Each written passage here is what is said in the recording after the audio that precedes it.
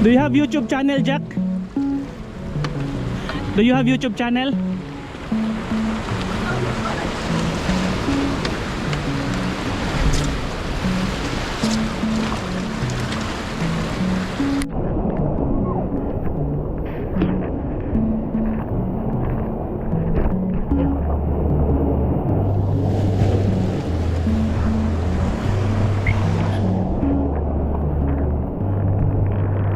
Mukmin Cave. Ito yung lagusan para sa kabilang dimensyon. Nandyan si grupo ni Taguro at saka pupunan nila Eugene. Si Alfred yung may gawa ng lagusan dyan. Dyan kami tatawid, mga mahinang nilalang.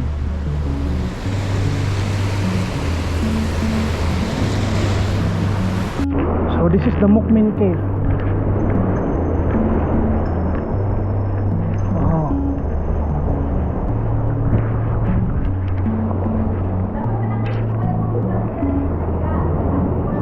Lagi.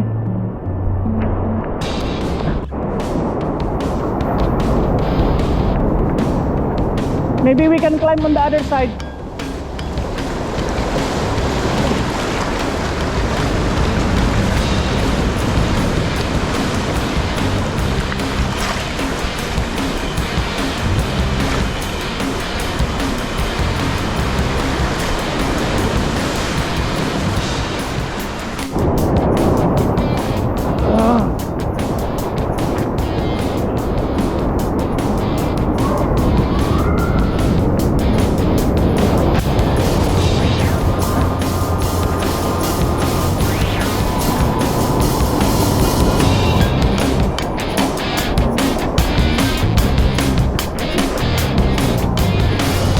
Go back.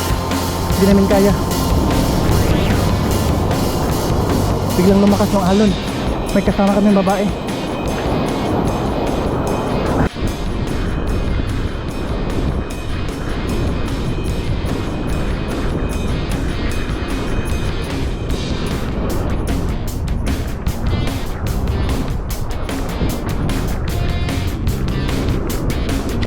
Look at here.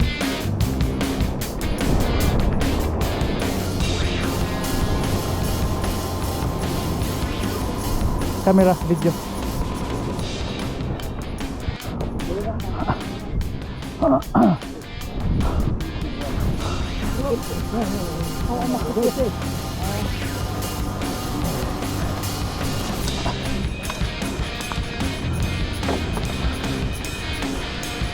Ya, pwede nilang uyin, no?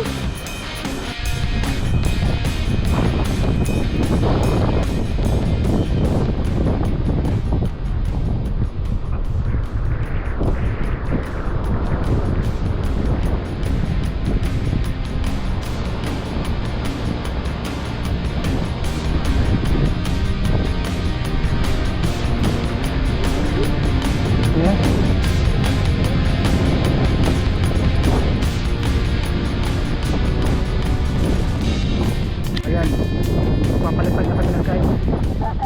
28% na lang yung battery ng GoPro. Yung power bank ko iniwan ko dun.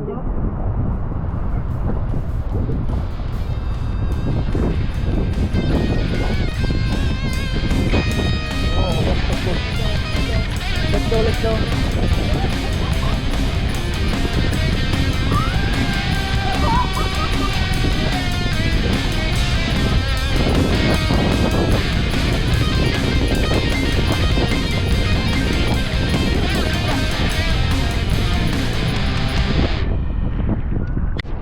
So ito siya. Dito nga nakikita nyo yung map. Dito kami ngayon. Ito siya. Diyan kami lalangoy. Kasi kapag doon masyado pang malayo. Base sa drawing, ito siya. Ito nga kami dadaan. Good luck. Lalangoyin namin yan.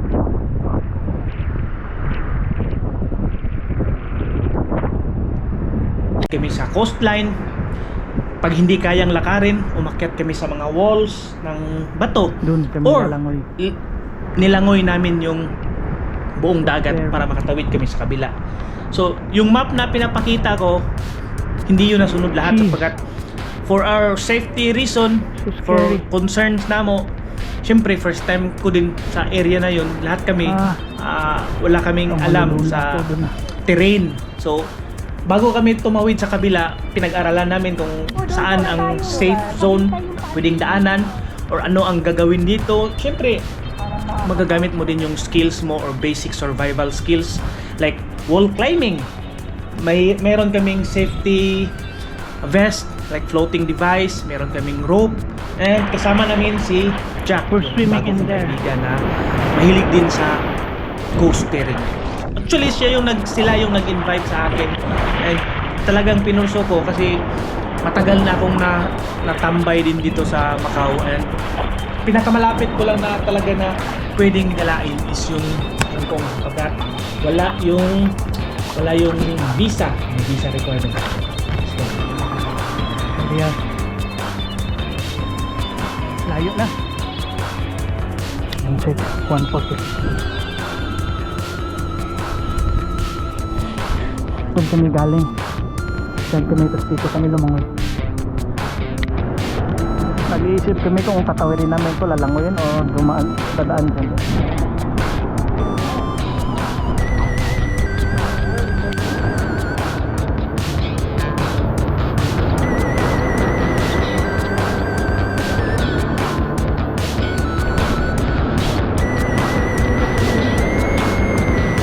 Climb those walls. Ha? Anong tubig yan?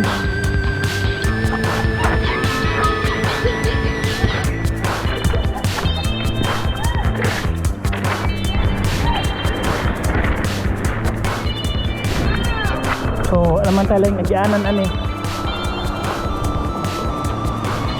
We have to climb this.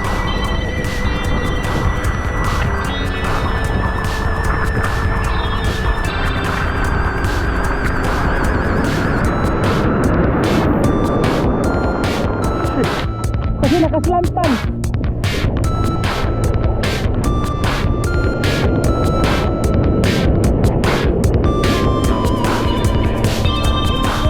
Ha?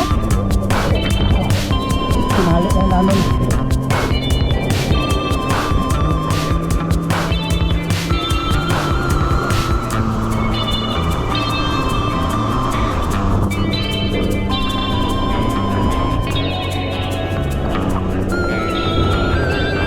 There's no other way. Only here. So marami kaming dinaanan, syempre coastline yun. Highlight ko doon is yung mga rock formation, volcanic rock formation. Pagka sa ikong area, may history yan yung volcanic eruption, long years of history. Pwede kang maghanap nga ng fossil doon pero hindi ko na nagawa. Wala yung bag.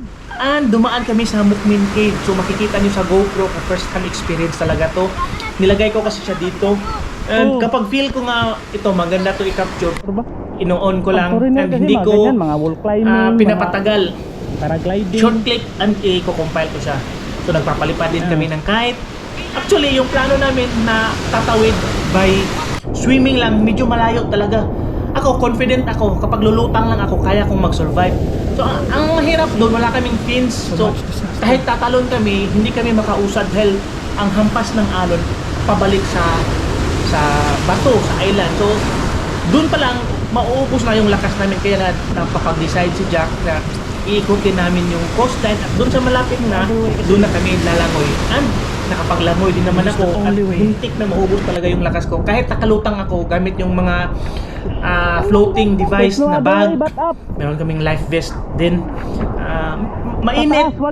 Yun yung mga parang sumali ka sa military training dito sa Marines. Yun yung test. So lahat kami dumaan talaga sa party na yun.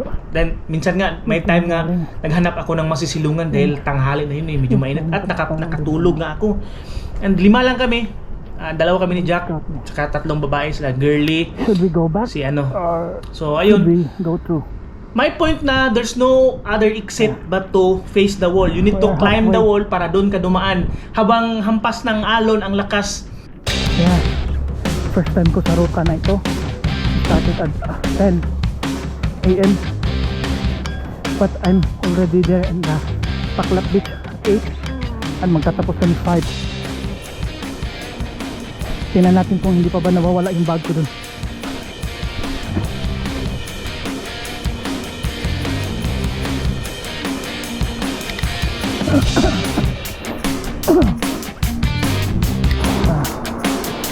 Oh.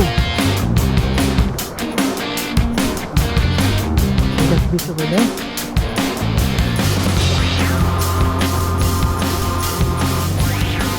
%, battery left na lang titira, so susulitin ko ito. Time check is around 3:29 in the afternoon and nakalagpas na kami sa linya inakyat namin kanina. Gumamit kami ng bibig ito.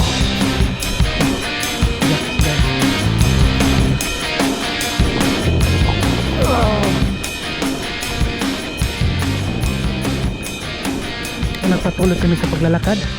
Hahabulin namin ng oras kasi may time limit lang yung green na bus around 5 PM, kaya kailangan namin makapunta doon sa bus station. Time check is around 4:32 at dito kami napatpat. Nice view from here. Yun mo yung dinaanan namin doon, sobrang layo na. And mayroon kaming dalang PC, yun yung ginamit namin para mag-navigate sa mga coast terrain, deadly terrains. Meron ding waterfalls dun. Maraming kaming experience. Sulit na sulit yung napuntahan namin. At pagdating ng time, medyo alanganin na hindi na namin naikot talaga yung dating nakaplano sa mapa. Bali, nag-shortcut kami, doon kami dumaan sa bundok para ma-hit namin yung target na around 5 PM. Doon na kami sa taxi stand maghintay kasi nag-book na si Jack ng taxi. At pagdating doon, naligaw pa kami sa aming dinaanan. meron kaming time constraint na dapat pagdating dito nakaabot na tayo. Minsan naligaw pa nga kami doon sa malabundukin kasi nawala na yung daanan. So yung lang namin, yung clue lang namin is yung mga ribbons na tinali doon and overlooking yung view. Yeah. Nakapunta na ako doon once, ako lang mag-isa, solo camping din. Pero sa ibang area naman, doon sa Pupinchaw, na-feature ko na ngayon sa aking vlog. And ito naman parang rendezvous bitaw. Inikot namin yung buong area, lumabas kami doon na sa Finally. Saikong East Dam. Tama yung pagka-ano ko. Tapos mabilis na yung pangyayari, sakay ng taxi, uwi, hanggang sa may kwento ko ito sa inyo. So panoorin niyo. Pupinchaw.